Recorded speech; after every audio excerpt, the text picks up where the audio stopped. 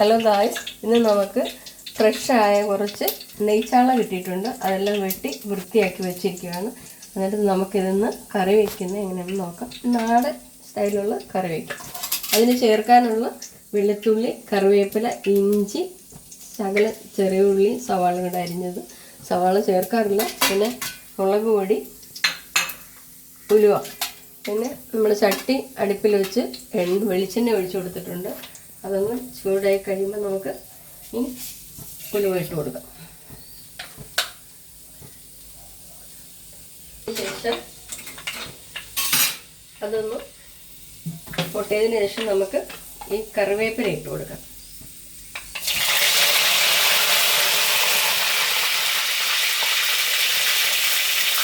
അതിനുശേഷം നമുക്ക് ഇഞ്ചി ഇട്ട് കൊടുക്കാം.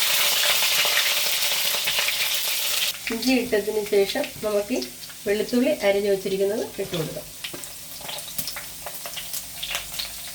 അതിനുശേഷം ഈ ഉള്ളി അരിഞ്ഞതും കൂടി ഇട്ട് കൊടുത്തിട്ട് നമുക്കൊന്ന് ഇളക്കി കൊടുക്കാം. ഒന്ന് ചെറിയ രീതിയിലൊന്ന് മൂത്തതിന് ശേഷം നമുക്ക് ബാക്കി കാര്യങ്ങൾ ചെയ്യാം. ആദ്യം ഒന്ന് ഇളക്കി കൊടുത്ത് ഒരു ബ്രൗൺ കളർ ആവുന്നിടം വരെ നമുക്ക് ഒന്ന് ഇളക്കി കൊടുക്കാം. നമുക്കൊന്ന് ഇളക്കി കൊടുക്കണം. ഇളക്കി കൊടുത്തു കഴിഞ്ഞാൽ ഇത് ഒന്ന് മൊരിഞ്ഞ് കിട്ടുമ്പോൾ വരെ നമുക്ക് ഇളക്കി കൊടുക്കാം. നമുക്ക് ഇടയ്ക്കൊന്ന് ഇളക്കി കൊടുക്കാം. അത് നന്നായി മൂത്തതിന് ശേഷം, നന്നായിട്ടല്ല, ഒരു വിധം ഒന്ന് ബ്രൗൺ ആയതിനു ശേഷം വേണം നമുക്ക് ഇത് ഇളക്കി നിർത്താൻ. എന്നിട്ട് ബാക്കി നമുക്ക് മുളക് പൊടി ഇട്ട് കൊടുക്കാൻ. അതുകൊണ്ടൊന്ന് ശാലം ഒന്ന് നോക്കട്ടെ. ഇതൊരു ഇത്രയും മതി. ഇതൊരു ബ്രൗൺ കളറായിട്ടുണ്ട്.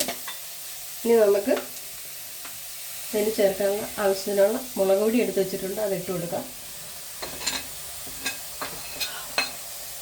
നാടൻ കാശ്മീരി മുളക് പൊടിയാണിത്.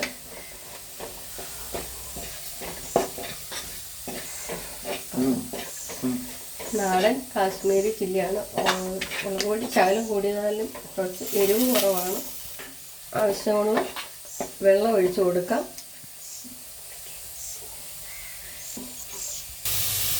ആവശ്യമുള്ള വെള്ളം ഒഴിച്ചു കൊടുക്കാം. നമ്മൾ കഴുകി കുടംപുളി പറക്കിയിട്ട് കൊടുക്കാം.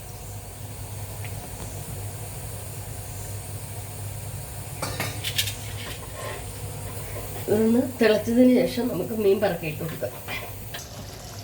നമ്മൾ ഇത് 6 അരപ്പ് തിളച്ചിട്ടുണ്ട്. അതിന് ആവശ്യമുള്ള ഉപ്പ് ഇട്ട് കൊടുക്കാം. ഉപ്പിട്ട് കൊടുത്ത് ഒന്ന് ഇളക്കിയതിന് ശേഷം നമുക്ക് ഈ മീൻ പറക്കിയിട്ട് കൊടുക്കാം.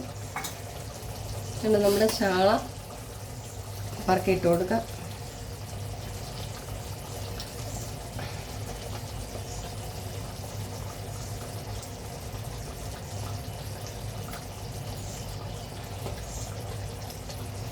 പറക്കിയിട്ടതിന് ശേഷം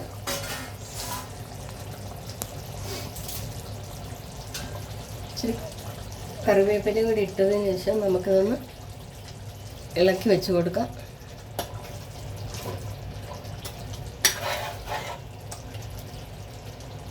ഇളക്കി വെച്ചതിന് ശേഷം നമുക്ക് ഇതൊന്ന് ഇനി നമുക്കിതെടുത്ത് അടച്ച് വെച്ച് വേവിക്കാം. അതിന് ശേഷം നമുക്ക് നോക്കാം. മീൻകറി, ചാളക്കറി തിളച്ചുകൊണ്ടിരിക്കുകയാണ്. 2 മിനിറ്റ് കഴിഞ്ഞിട്ട് എല്ലാം ശരിയായെന്ന് തോന്നുന്നുണ്ട്. നമുക്ക് കുറച്ച് പച്ച വെളിച്ചെണ്ണ ഒഴിച്ചു കൊടുക്കാം. വാങ്ങി വയ്ക്കുന്നതിന് ശേഷം മുമ്പേ ഇച്ചിരി നമുക്കിനി ഇത് കറിവേപ്പില ഇട്ട് കൊടുക്കാം. കറിവേപ്പില ആദ്യം ഇട്ടതാണ്. ഇത് നമുക്ക് ഇതുകൂടെ ഇട്ട് കൊടുത്ത് നമ്മുടെ കറി, ചാളക്കറി റെഡി ആയിട്ടുണ്ട്. എല്ലാവരും ഇതുപോലെ ഉണ്ടാക്കി നോക്കുക. സിമ്പിളായിട്ടുള്ള കറിയാണ്. ഇത് കണ്ടിട്ട് എല്ലാവരും ഉണ്ടാക്കി നോക്കിയിട്ട് സബ് ചെയ്യുക, ലൈക്ക് ചെയ്യുക, ഷെയർ ചെയ്യുക, കമൻറ്റ് ചെയ്യുക. Thank you.